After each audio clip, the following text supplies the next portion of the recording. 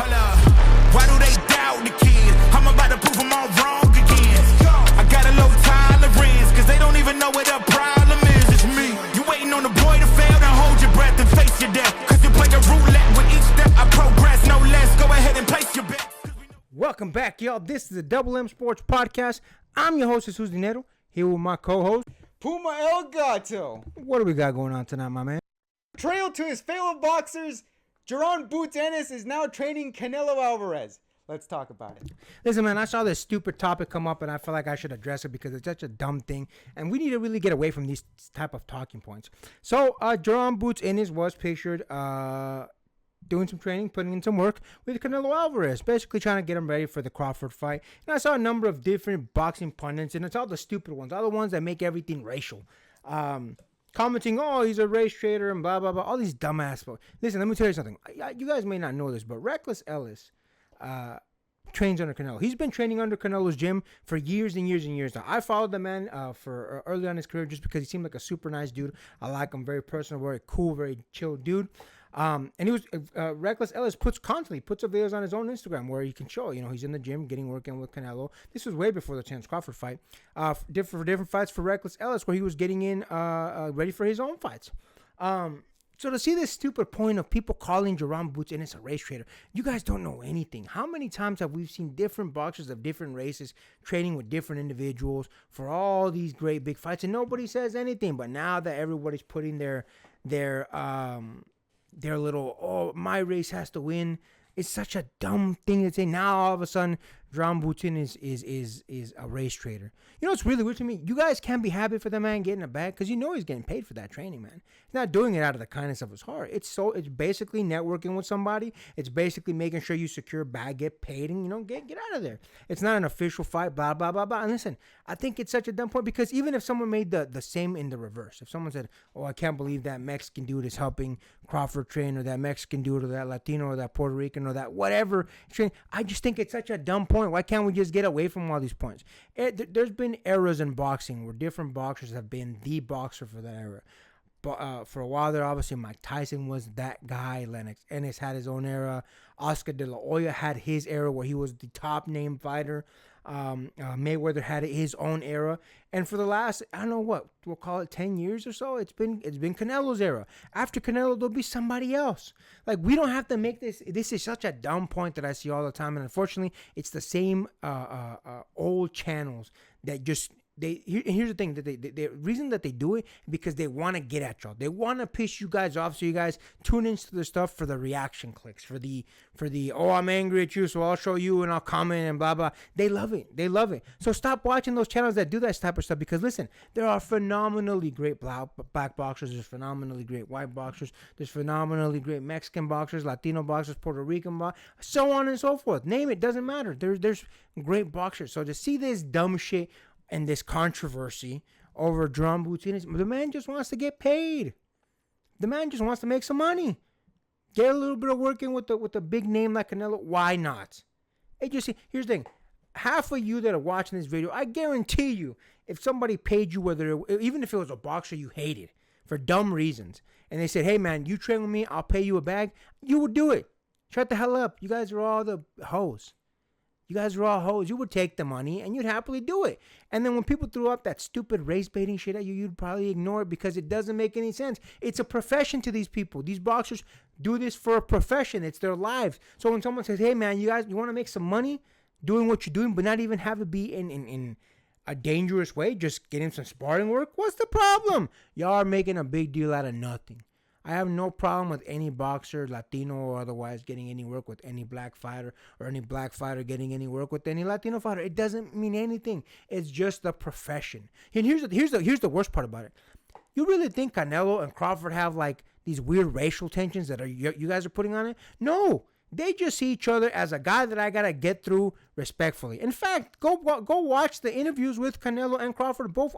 They both give respect to each other. Canelo on a number of occasions have said, yeah, Terence Crawford is the number one pound for pound. Doesn't matter what anybody says. When they asked him, who do you think is gonna win between Terence Crawford and blank fighter? Canelo says, yeah, Terence Crawford. And same for Terence Crawford. Terence Crawford has shown nothing but respect to Canelo. So why do you guys got to make it all this weird racial tension that it doesn't exist in their world? They don't care about that stuff. They care about, this is who I'm fighting next. I got to beat him. That's it. I got to get home to my family. That's all they care about. Y'all put some stupid spins on it.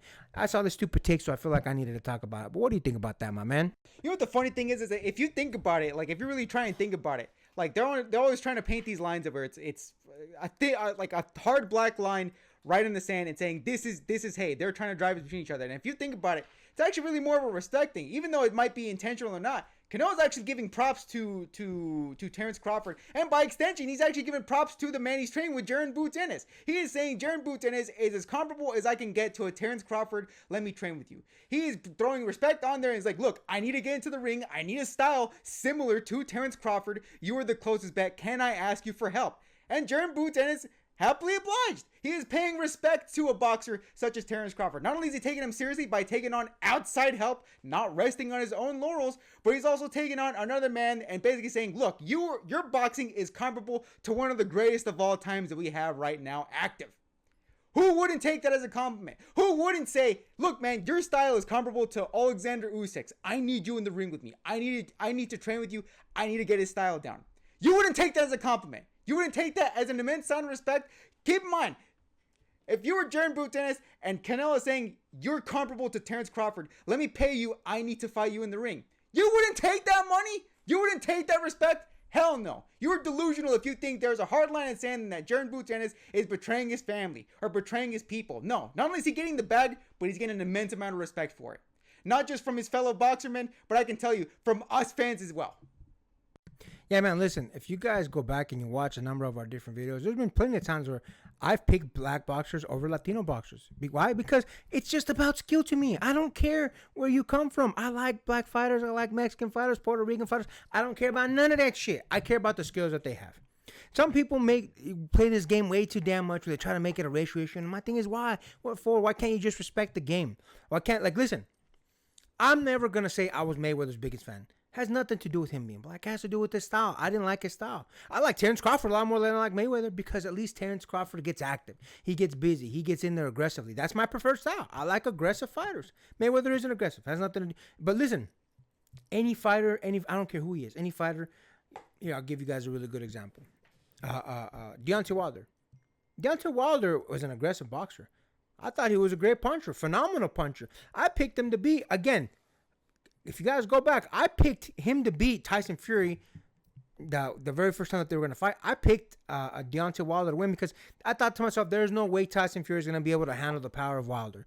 Now, I was wrong, clearly, but that's just proof of it, that I picked, even though I did think Tyson Fury was more skilled, I thought, listen, all Deontay Wilder needs to do is land one good one. That's the end of it, and that's what happened. He landed one good one, but I underestimated the resolve of Tyson Fury. But that's just one example.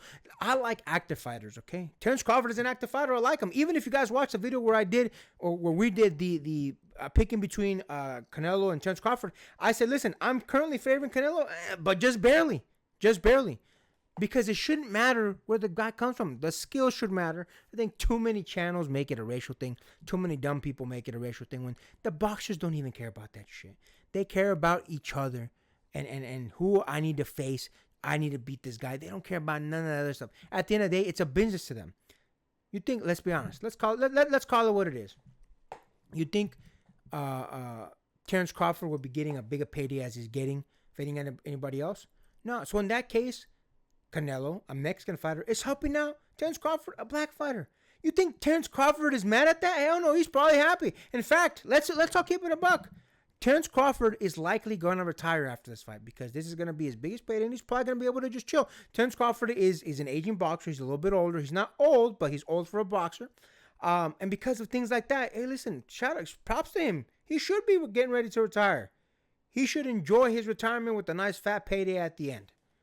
And on the other hand, listen, Terence Crawford is a damn reputable name for Canelo to put on the list if Canelo manages to beat him.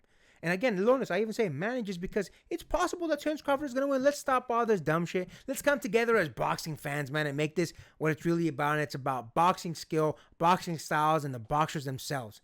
Because anything else other than that, it's just a bunch of dumb shit. Let's get back to the active discussion about skills and whatnot, not all this dumb racial BS. And calling Jerome Boutin as a race trader is the dumbest thing I've ever heard. And with that, make sure to like, comment, hate, subscribe, DM us about the bullshit, and Until next time, get rest and stay blessed. We'll see you in the next one.